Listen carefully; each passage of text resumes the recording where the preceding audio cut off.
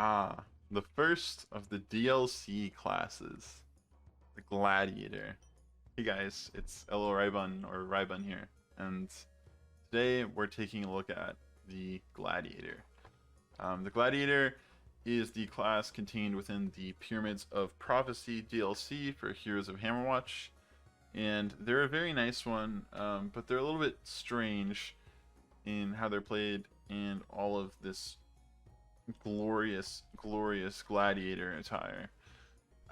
We'll be going over the skills, the chapel, the drinks, the items, and the statues I would run, which are also part of the Pyramids of Prophecy DLC, on this character. First and foremost, we'll be talking about skills, what's important, why it's important, and what order I would max them. I'll be giving information on this build based on your primary. I'm going to say a primary build is the best thing here.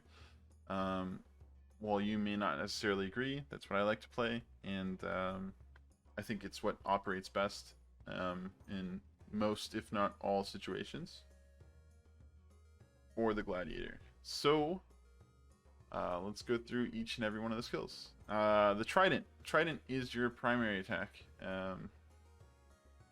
Does damage, and you can attack without cooldown by spending stacks of your Trident, which this was very confusing for me at first. So I'll try to cover all the stuff that goes on here so you can fully understand it. But basically, a stack of Trident is your passive that goes up over time. This is my stacks. These are my stacks of Trident. I have 15, which is what you max out at your final level. And this ends up doing 22 damage, and they recharge over half of a second, just like before. So all in all, takes you about 7.5 seconds to hit maximum stacks of Trident. This is a very useful ability, strictly because it's a normal primary attack. This is its normal cooldown. However, you also have the ability to attack off of cooldown with these stacks. If you click, I'm not the fastest clicker in the world, but if you click very fast, you can see how powerful this can be, just doing boatloads of damage to a single target over an instant. It's very good for bossing for that reason. I think that's about all I have to say about Trident.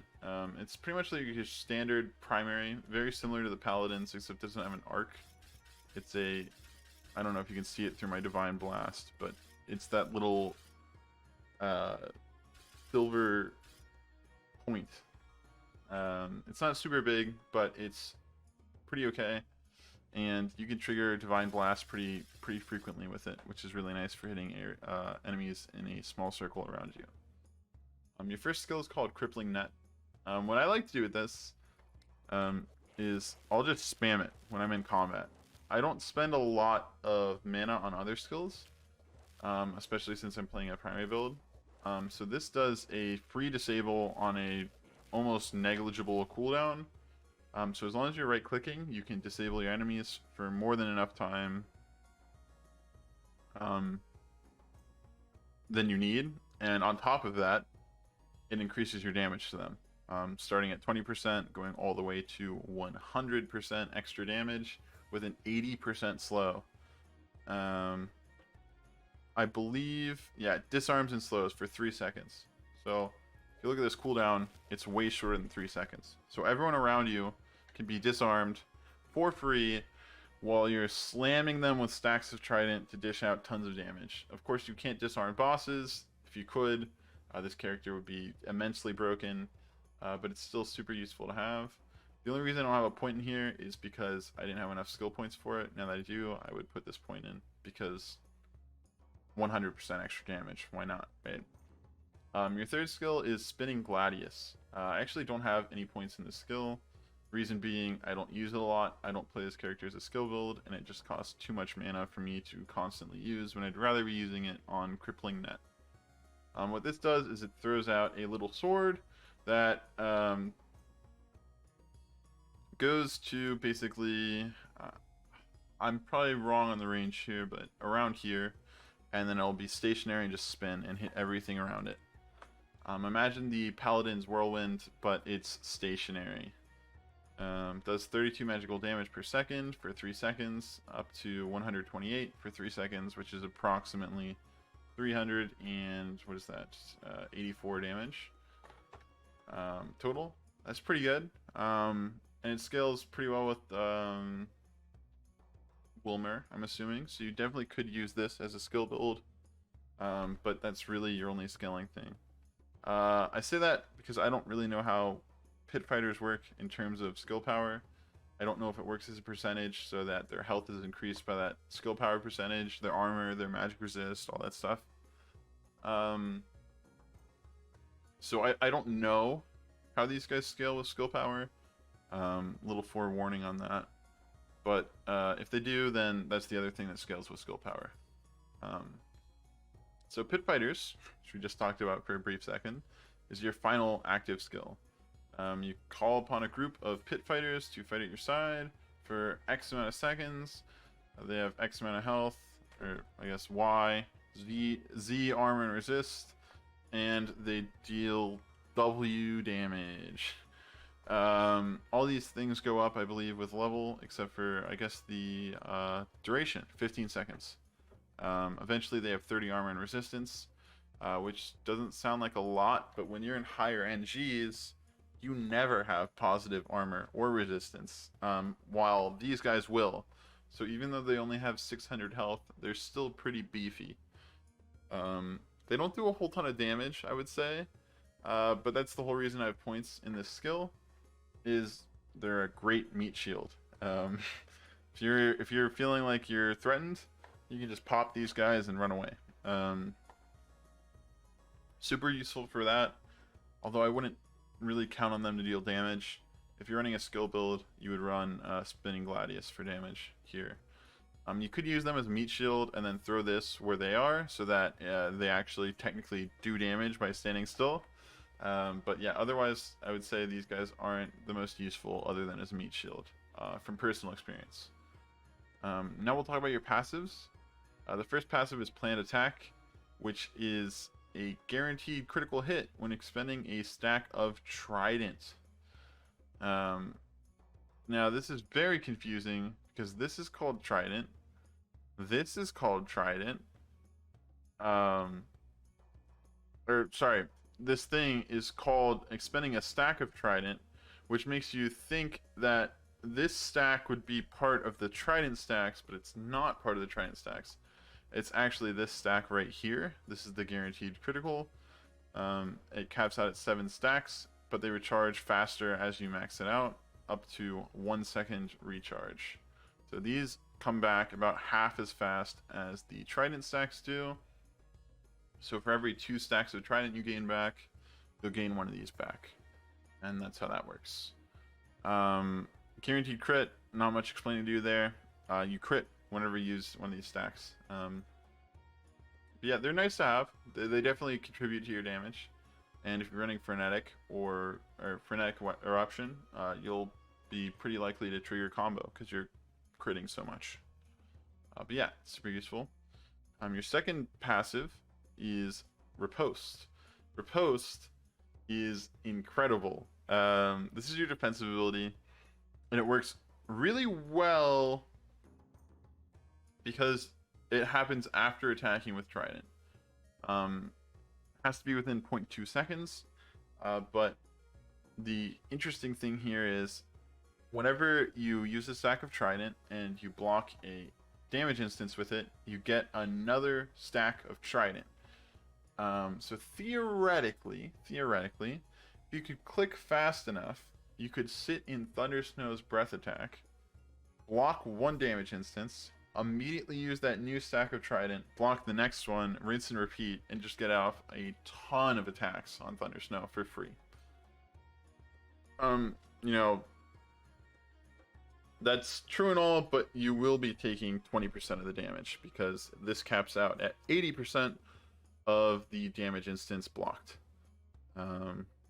Still very powerful, and if you're running Symbol of Essence or any amount of lifesteal, that will more than make up for the damage that you're taking. Um, your last passive just increases, it's literally just strength in numbers, and that's what it does. It increases the number of Gladius you spawn, or the number of pit fighters you spawn. First level does 1, second level does 2. The only reason I have points in this is for the beefy boys that take free damage for you. It's pretty self-explanatory, not much to it, but super useful skill. As far as what I would do while playing the Gladiator is I would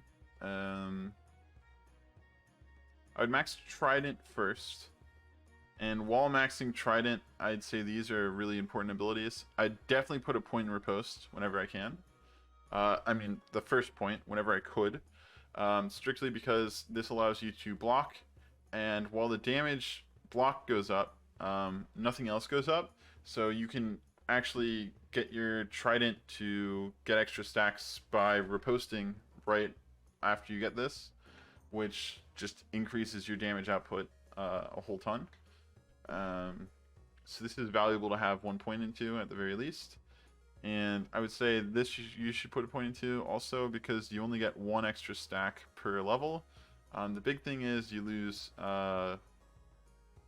you lose recharge time?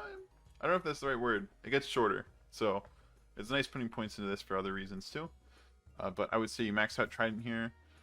I believe I haven't started a new character in so long. I believe you start out with a point, and yeah, this is 2. So you don't need to put a point into Crippling Net, but it does do its disarm right off the rip. So I would recommend using that for your safety purposes. If you can afford to put points in here, it's kind of worth it. But I definitely say you want to max Trident, planned attack, and riposte first. I think I've said everything I want to say about the skills, so I'll just tell you the order straight up what I would do. I'd max Trident first. I would put 1 point in riposte if I could. At that point, if I couldn't, I would just max out planned attack, max out riposte. I'd put 1 point into pit fighters. I'd max out this, and then I'd max out crippling net, and then I'd probably max out pit fighters to 3 next. The crippling net and pit fighters are really up to you. The big difference is 200 extra health, extra armor, and resistance. But the extra numbers here, I think, are more valuable than getting the extra health or armor and resistance for them. So that's why I would do this first. But in general, I think you can play the Gladiator with literally this skill max, this skill max, and this skill max, and these don't matter too much. Yeah, that's what I do for skills on the Gladiator. Next, we'll talk about the blessings in the chapel, which are going to look almost exactly the same as every other primary build out there. You take Path of the Defender. 2 reasons for this. You're melee, so you're going to be hit a lot, so you want to reduce that damage. And the other reason is just nice to take reduced damage. That's pretty much the reasons here. Blessing of Intellect, because you'll be running Incendiary Demise, which is 40 damage, which makes up more than half of your primary attack's damage once you run it. So that's going to be most of your damage. And because of that, you want resistance to be taken away rather than armor. You don't really need mana or health regen on this character, so you can kind of ignore those. The reason you don't need health regen is because you have Symbol of Essence. You'll be attacking quite a lot on this character with your primary, so you'll have a ton of lifesteal. You can rely on this to save you in a lot of situations, because when you take damage, you're most likely going to get another stack of Trident, which you can immediately use to get more HP. So this is just pretty much self-explanatory here. Tons of survivability in this skill. And for your final skill, you're going to take Divine Blast. Yes, you could theoretically do a ton of Divine Strikes in an instant, but afterwards, it's not going to do too much for you. And Divine Blast does a little bit less damage, but it does hit in an area of effect around you, which is nice when you're playing a melee class. So that's why I'd recommend going Divine Blast. If you were doing a boss, I could definitely see Divine Strike being better. You could make an argument for Divine Strike. You definitely could. If you had Judgment especially, Judgment, like that situation I talked about before with Thundersnow, Judgment plus Divine Strike, you would tear Thundersnow in half. It'd be great. But yeah, I take those for blessings. For drinks, we're gonna go the standard primary build. Incendiary Demise is a must. If you're running combo, you're gonna go Frenetic and Wicked Sickness. If you're not, you're gonna go Markham's Moonshine. The other drink you're really gonna want is Overflowing Physique. Mana isn't super valuable to you, so this is just huge, just in general. There's not really a negative to it. Other than you may not be able to do your pit fighters. If you're running this and you can't do pit fighters, you can always take points out of pit fighters and put them somewhere else. But yeah, Overflowing Physique is great. If you're running combo build, that means you have 2 drinks left. If you're not, you have 1 drink left. If you're not running combo build, you have 2. I would say you pick from Crazy Eye, Groovy Ghost, Mellow Mist. These are all great. You could take Enchanted Slammer, or any other drink you really prefer would work here, but I recommend these 3. And that's it for drinks. For items are yet again going to be standard to the primary builds. You've probably seen them a million times before if you've watched any of my other videos. They are the Heartseeker and Lucky Hat. I do have Judgment Enhanced because I do love Judgment, especially on my Gladiator. But yeah, you're going to want to start Heartseeker and Lucky Hat if you're going combo build.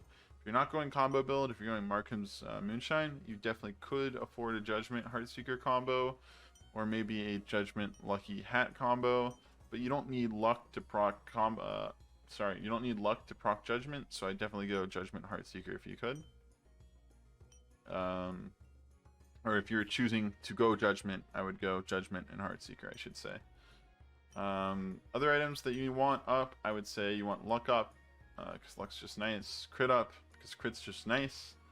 And that's about it for items. I don't have a lot more to say about items. I wish I did, but this character is very, very clearly, hey, just bash your head into the keyboard and do tons of damage. So that's how they're played. I'll show you raw damage output on a training dummy when we have time. But let's talk about statues first. You definitely run Callus, no matter what. You're gonna run Callus. Callus transforms armor into attack power, which is just, it's exactly what you want. So it's just super nice. I would recommend Kira. Kira is a really nice one on the Gladiator because you can attack so fast. You can proc tons of arrows. And when you're starting out, definitely go Bulgarth here for the combo attack. If you're running Markham's Moonshine, though, you don't want this because you can't proc it. So take notes. But once you get to a higher level, you're going to phase that out for Ozreth for the flat damage increase you get from his levels and poisoned enemies. Next, you're going to want to go Falarath for sure. If you don't want Kira anymore, I almost always prefer Kira. But you have a lot of flat attack speed on this character, just from your stacks, so you don't really need Kira for faster attack speed. You don't benefit from it as much as you would if the stacks charge times were also affected by Kira. But yeah, Falarath increases your damage against Disarmed, which if you're spamming your secondary skill, your first skill, the Gladiator's Net, you'll be disarming everyone, so you just get tons of extra damage from Ozreth and Falarath. You do actually do extra damage when evading also, but you'll only do that if you have evade items. You don't have anything in your kit to do that by default, but just the damage alone to disarmed enemies is worth it for you. Next, I'll do one last thing in this video, and this is actually my shortest class guide video, which is kind of interesting. But next, I'll show you what it looks like when you click incredibly fast on a training dummy. You'll just see the onslaught of numbers on this man.